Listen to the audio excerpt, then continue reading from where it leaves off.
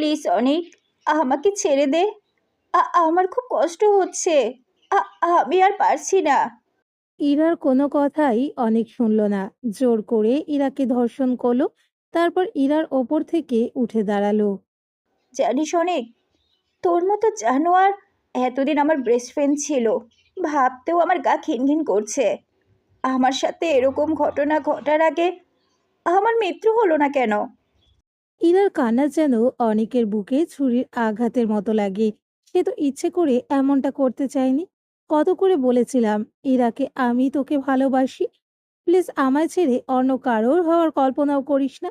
কিন্তু ইরা ঠিকই অন্য কারোর হওয়ার চেষ্টা চালায়। তাই তো আজকের এই দুর্ঘটনা। কেঁদো না প্লিজ। তোমায় কত করে বলেছি আমায় ছেড়ে যেও না। আমার ভালোবাসাটা বোঝার চেষ্টা করো। তবুও তুমি আমার কোনো কথায় পাত্তা দিলে না।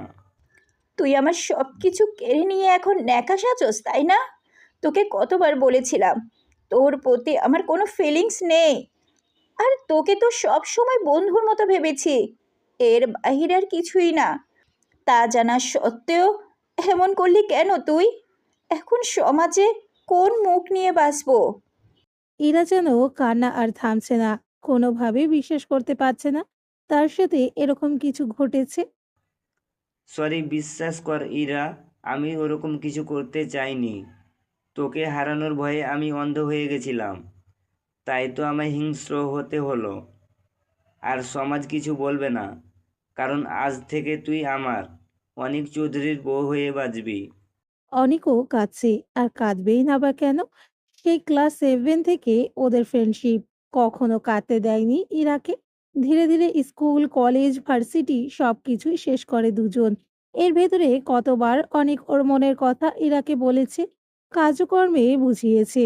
কিন্তু আমার কোনো কথাই ইরা পাত্তা দিত না। আর আজ ইরা বিয়ে করতে বসেছে, যা ইরার অজান্তেই হচ্ছে। অথচ অনেক এই ওয়ার্ল্ডে নামকরা বিজনেসম্যান হয়ে সবার কাছে পরিচিত। দেখ ইরা, তোর চোখের পানি আমার বুকের সব কিছু দুমড়ে মুচড়ে দিচ্ছে। তাই প্লিজ কান্না করিস না। তুই তোর এই নষ্ট মুখে আমার নাম আর নিবি না।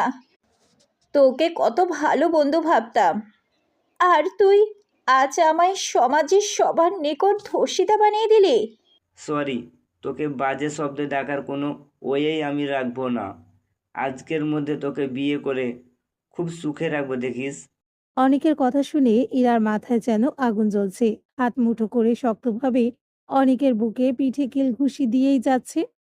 তোর মতো পশুকে আমি বিয়ে করব? প্রশ্নই আসে না। তোর মতো কুত্তাকে বিয়ে করার চেয়ে আমার মরে যাওয়া আমার জন্য ভালো হবে। এই, এভাবে বলো কেন? তুমি মরে গেলে আমি বাঁচবো কি করে? ধুর, তোর মতো জানোয়ারের সাথে কথা বলাই বিটা। আমায় বাসায় দিয়ে আয়। তাছাড়া যদি মনে করিস তোর চাহিদা এখনও মেটেনি, তাহলে আমায় যত সময় ভালো লাগে ভোগ করে নে। আমি তোকে কিছুই বলবো না। তুমি আমায় এতটা খারাপ ভেবো না। তাই নাকি? এই যে কিছুটা সময় আগে আমার সব কিছু কেড়ে নিলি, আর এখন বলছিস ওরকম বলো না। এমন বলিস কেন? তুই একটিবার ভেবে দেখ। তোর সাথে এমন করার শুধু একটাই কারণ খুঁজে পাবি। আর সেটা হলো, আমি তোকে বড্ড বেশি ভালোবাসি। তোকে হারানোর ভয়ে এটা করেছি। তুই আমার এত বড় ক্ষতি করলি শুধু তোর সুখের জন্য। আমায় এমনভাবে ধর্ষণ করলি যার ফলে আমায় মরতে হবে। কে বলেছে তোকে মরতে হবে? এই যে আমার বুকের উপরে যেভাবে মাথা রেখে আছিস, ঠিক সেভাবে আজীবন রাখবো, দেখিস। আর তোকে কতবার না বললাম ওই বাজে শব্দটা মুখেও নিবি না। মানি তো আমি অপরাধ করেছি, কিন্তু তা তো শুধু তোকে পাওয়ার জন্য। তুই যদি তোর মুখে আরেকবার ভালোবাসি বলিস তাহলে আমি নিজেকে এখানেই শেষ করে দিব। না না, তুই এমনটা করিস না। আমি তোকে ছেড়ে দিয়েছি। এখন লক্ষ্মী মেয়ের মতো বেনারসি পরে তৈরি হয়ে নে, আমরা বিয়ে করব। No chance. তোকে বিয়ে করার চেয়ে মরে যাওয়া আমার জন্য ভালো হবে। এমন করিস না ইরা। এমনিতে তোকে হারিয়ে ফেলার ভয়টা অনেক তীব্র। তোর কি চাহিদা পূরণ হয়েছে, নাকি আমায় এখনো খালি গা নিয়ে পড়ে থাকতে হবে? না না, তুই বেনারসিটা পরে নে, তোকে আর কষ্ট করতে হবে না। এই নে, শাড়িটা পরিয়ে দে। তোর পুরুষত্বের জন্য হাত পা ব্যথা করছে, নড়তে পারছি না ঠিক মতো। ইরার কাছ থেকে শাড়ি জুয়েলারি নিয়ে পরম যত্নে পরিয়ে দিল অনেক। তারপর ইরাকে নিয়ে কাজী অফিসে যায়। সাইনবোর্ড দেখে ইরা কোনো রিয়াক্ট করেনি।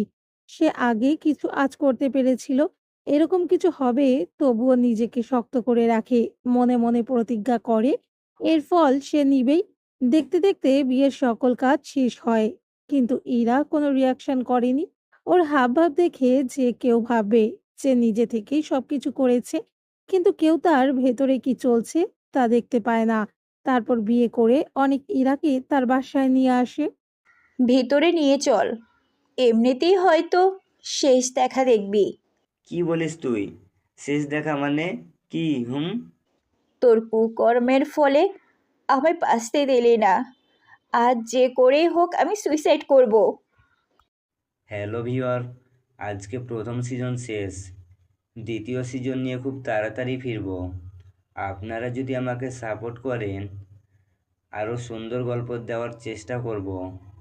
আর হ্যাঁ, গল্পটা কেমন হলো তা অবশ্যই কমেন্ট করে জানাবেন। আর আমাদের চ্যানেলটি সাবস্ক্রাইব করে পাশে থাকুন। ধন্যবাদ।